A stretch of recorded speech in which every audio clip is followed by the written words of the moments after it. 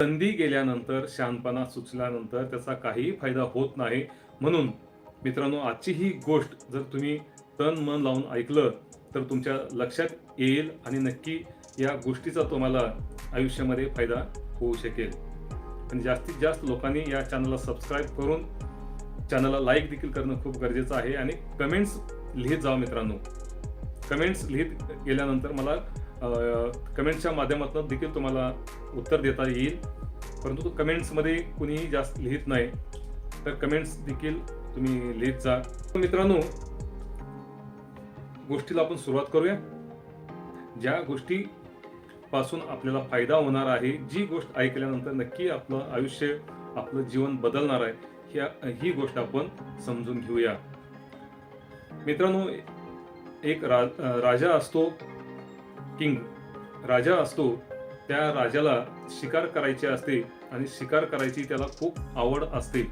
परंतु हा जो राजा आहे या कथेतला, या राजाला शिकार करण्याची खूप आवड असते आणि बऱ्याच दिवसानंतर, म्हणजे 5 दिवसानंतर शिकारीला जाण्याचा योग आला आणि राजा घोड्यावर बसून शिकारीसाठी जंगलाच्या दिशेने जातो. घोड्यावर बसून त्या घोड्याच्या पावलांचा टक टक टक आवाज येत असतो. राजा दिमागदार त्या घोड्यावरती बसलेला असतो. अशा पद्धतीनं घोडा चालत असतो आणि राजा शिकार कुठे दिसते का त्याकडे राजाचं लक्ष लागलेलं असतं. एका ठिकाणी जंगलाच्या थोडं बाजूला अलीकडे राजाला एक हरिण दिसतं. हरिण दिसल्यानंतर राजा खुश होतो आणि घोड्याला त्या हरणाच्या दिशेने पळवतो आणि पळत असताना हरिण देखील राजाला पाहतो किंवा घोड्याला पाहतो आणि हरिण देखील धावायला सुरुवात करतो. मग हरिण जंगलाच्या दिशेने धावत असतं आणि राजा त्या पाठलाग करत असतो. मग हरिण जंगलामध्ये दिसेनासं होतं. मग राजा त्या हरणाच्या दिशेने धावत असतो आणि धावत धावत धावत जंगलामध्ये जातो.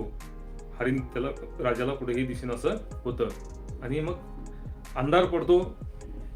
जंगलामध्ये काळोख निर्माण होतं आणि राजाला मग आता थांबल्याशिवाय काही पर्याय नव्हता. मग राजा काय करतो, एका झाडाखाली थांबतो. आता जंगल म्हटल्यानंतर आणि राजा म्हटल्यानंतर राजाला भीती वाटते आणि राजा मग काय करतो, त्या जंगलामध्ये झाडाखाली घोड्याला बांधतो तिथं आणि राजा काय करतो, झाडावरती चढून बसतो, उंच चढून बसतो. कारण हिंस्त्र प्राणी ते जंगलामध्ये असतात. मग त्या प्राण्यांना घाबरून राजा काय करतो, उंच अशा झाडावरती जाऊन बसतो. मग झाडावर जाऊन बसल्यानंतर मित्रांनो, त्या राजाला एका ठिकाणी शेकोटी पेटलेली दिसते. त्या जंगलामध्ये एका ठिकाणी शेकोटी पेटलेली दिसते. मग राजाला वाटतं की कोणीतरी त्या ठिकाणी आहे. मग राजा काय करतो मित्रांनो, जातो घोड्याला घेऊन. तिथे गेल्यानंतर एक नवरा बायको, एक जोडपं त्या ठिकाणी त्या शेकोटीच्या बाजूला बसलेला असतं. त्याच्या बाजूला एक झोपडी असते आणि त्या ठिकाणी राजा जातो. आता घोड्यावर एक राजासारखा माणूस, रुबाबदार माणूस त्या ठिकाणी आलेलं पाहून ते जोडपं घाबरतात मित्रांनो, घाबरून जातात. इतकं काळोखामध्ये, अंधारामध्ये एक राजासारखा माणूस, रुबाबदार माणूस त्या ठिकाणी येतो. तर हे पाहून ते जोडपं घाबरलेलं असतं. मग राजा म्हणतो, घाबरू नका, मी या परिसराचा, या राजाचा मी राजा आहे, या राजाचा मी राजा आहे, बिलकुल घाबरू नका. मी शिकारीसाठी आलो होतो आणि अंधार पडला आणि त्यामुळे मला परत जाणं शक्य झालं नाही, त्यामुळे मी तुमच्याकडे आलो. मला एक दिवस या ठिकाणी राहण्याची मुभा द्या, एक जागा द्या. मग ते गरीब जोडपं असतं, ते म्हणतं, काही हरकत नाही राजे, तुम्ही थांबू शकता. मग त्यांच्याकडे असलेलं कंदमुळं, पाणी राजाला देतात. मग राजा पण हसत हसत, गप्पा मारत त्यांच्यासोबत कंदमुळं वगैरे खातो आणि पाणी वगैरे पिऊन त्यांच्या गप्पा सगळ्या संपतात आणि ते जोडपं ते झोपडीमध्ये झोपतात. राजाला देखील जागा देतात आणि मग ते सगळे झोपतात आणि सकाळी उठतात. सकाळी उठल्यानंतर त्या राजाच्या मनामध्ये येते की बाबा, ह्या लोकांनी माझ्यावरती उपकार केलेत, हे लोक माझ्यावरती उपकार केलेत, यांनी रात्री मला त्यांच्या झोपडीमध्ये झोपण्याची मुभा दिली, म्हणून ह्यांना काहीतरी आपण दिलं पाहिजे असं राजाला वाटू लागलं. मग राजा काय केला, त्यांना म्हटला, सकाळी उठून माझ्यासोबत चला. ते घाबरले. राजासोबत कशाला जायचं? राजे म्हणतात आम्हाला माफ करा, आम्ही नाही येऊ शकत. राजा म्हणतो मी या राज्याचा राजा आहे, माझा आदेश तुम्हाला पाळणं बंधनकारक असणार आहे. तुम्ही माझी रात्री सेवा केली, त्यामुळं तुम्ही माझ्यासोबत माझ्या राज्यामध्ये यायचं, असं जंगलामध्ये राहायचं नाही. मग शेवटी आता नाही इलाज ते दोघंही नवरा बायको राजासोबत जायला निघतात. मग ते जंगलाचा प्रवास त्यांचा बराच काळ चालतो. मग जंगल संपल्यानंतर जंगलाच्या बाहेर आल्यानंतर राजा म्हणतो आता थांबा. ते म्हणतो काय झालं? काय नाही म्हणतात. समोर जी जागा दिसते, जी शेती दिसते, त्या ठिकाणी चंदनाची झाडं आहेत. ती शेती आजपासून या शेताचा मालक तुम्ही, या शेताचं मालक तुम्ही. आजपासून त्या शेतीची जबाबदारी तुमची असणार आहे. तर मित्रांनो, ते नवरा बायको दोघंही म्हणतात हे काय? राजाला म्हणतात राजे हे काय करताय तुम्ही? नाही म्हणतात काही नाही, तुमचे उपकार या पद्धतीने मी फेडणार आहे.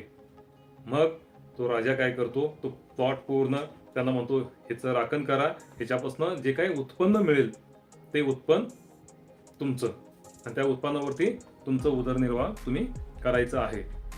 म्हणून ठीक आहे, ते पण म्हणतात ठीक आहे. मग राजा म्हणतो ठीक आहे, आजपासून त्या शेताचे मालक तुम्ही, आता तुम्ही इथं थांबा. मग राजा काय करतो, तिथनं निघून त्यांच्या राज्याकडे जातो. आणि एक साधारणतः 10-20 वर्षानंतर त्या राजाला आठवतं आपण असं जंगलामध्ये शिकारीसाठी गेलो होतो, आणि शिकार करता करता त्या म्हणजे जंगलामध्ये गेल्यानंतर त्या एका जोडप्याने मला रात्रभर आसरा दिला, खाणं पिणं त्याने दिलं. त्यांचे उपकार म्हणून, उपकार फेडण्यासाठी आपण त्यांना शेती दिली होती. तर ती शेती कशी आहे, त्यांनी त्या शेतीमध्ये काय डेव्हलपमेंट केलेलं आहे हे बघूया. म्हणून राजा काय करतो, त्या जंगलाच्या दिशेने जातो. जंगलाच्या दिशेने गेल्यानंतर मित्रांनो, त्यांना चंदनाची शेती कुठेही दिसायला तयार नाही. ज्या ठिकाणी चंदनाची शेती होती त्या ठिकाणी फक्त एक झोपडी दिसत होती. मग राजा त्या झोपडीच्या दिशेने जातो. गेल्यानंतर ते जोडपं त्या झोपडीमध्ये बसलेले होते. राजा म्हणतो बाहेर या. बाहेर येतात ते जोडपं, दोघं येतात आणि राजाचे पाय पकडतात. राजे, तुम्ही दिलेली चंदनाची शेती, त्या चंदनाच्या शेतीमध्ये ते चंदनाचे झाडं होते, ते तोडून आम्ही आमचं उदरनिर्वाह केला, आम्ही त्याबद्दल तुमचे आभार. तो राजा म्हणतो अरे तुम्ही हे सगळे झाडं तोडले? हो. तोडून काय केलं? मग ते सांगायला लागले त्याला सुकवायचं, त्याला जाळायचं, त्याच्यापासून कोळसा तयार करायचा आणि मार्केटमध्ये जाऊन तो कोळसा विकायचा. मित्रांनो, राजा डोक्याला हात लावून थांबतो. म्हणतो अरे मूर्खांनो, तुम्ही काय केलं? तुम्ही हे काय केलं? तुम्हाला चंदनाची शेती दिली होती, चंदनाच्या शेतीमधनं तुम्ही हजारो रुपये कमवून तुमचं उदरनिर्वाह तुम्ही करून पैसे शिल्लक टाकले पाहिजे होते, चंदनाची झाडं देखील अजून इथं असले पाहिजे होते. मग राजाचं डोकं फिरतं. राजा म्हणतो बरं ठीक आहे, तुमच्याकडे एखादं चंदनाचं लाकूड आहे का? त्या जोडप्याला राजा विचारतो तुमच्याकडे एखादं दांडकं किंवा लाकूड आहे का चंदनाचं? तर मित्रांनो ते म्हणतात आहे. तर ते राजा म्हणतो घेऊन या. तर मित्रांनो, कुऱ्हाडीचा दांडा जो असतो, कुऱ्हाडीला दांडा असतो, तो दांडा चंदनाचा होता. मग राजा म्हणतो ठीक आहे, तुम्ही चला माझ्यासोबत.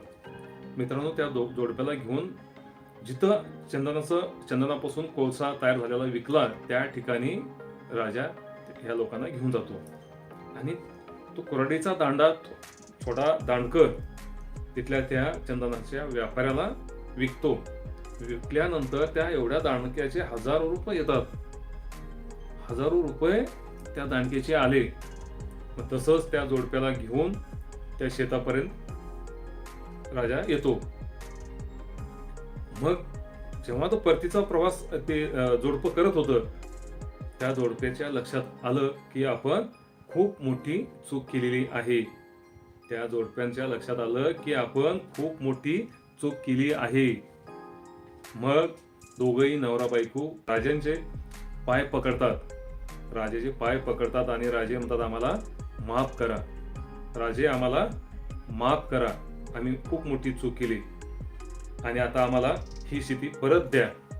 ही शेती आम्हाला करण्यासाठी परत द्या. आम्ही चांगलं काहीतरी करून तुम्हाला दाखवू. तर मित्र, राजा काय म्हणतो, आता वेळ गेली. वेळ गेल्यानंतर तुम्हाला शहाणपणा सुचून काय उपयोग? वेळ गेल्यानंतर तुम्हाला आता शहाणपणा सुचून काही उपयोग नाही. आता तुम्ही इथनं जाऊ शकताय. तर मित्रांनो, आजच्या या गोष्टीवरनं तुम्हाला काय समजलं हे महत्त्वाचं आहे. तर प्रवेश प्रक्रिया सुरू आहे. त्या प्रवेश प्रक्रियेमध्ये तुम्हाला संधी चालून आलेली आहे. जर तुम्ही ही संधी ओळखलं नाही तर मित्रांनो, नक्कीच त्या जोडप्यासारखं या संधीचं कोळसा होऊ शकतो. त्या संधीचं कोळसा होऊ शकतो.